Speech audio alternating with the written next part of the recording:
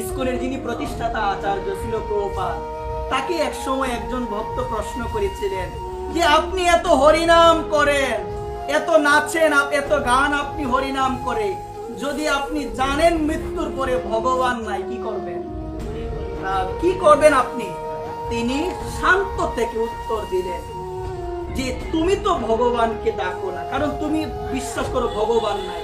ধরো এখন তুমি মারা গিয়েছো, মারা যাওয়ার পরে যদি তুমি দেখো ভগবান আছে, তুমি কি করবে? তুমি তো ভেসে যাবে। কিন্তু এখন আমি ভগবানের নাম করি, এটা আনন্দই এক প্রকারের। ভগবানের নাম করি, নাচি, গাই, প্রসাদ পাই, কি অমৃত।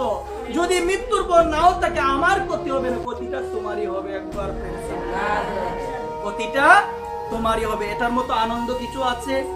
আছে কি বলেন? তাহলে কি উত্তরটা দিলেন? যদি আমি জানি যে যদি তিনি না থাকে আমার তেমন কিছু হবে না, এটা আনন্দই এক প্রকারের।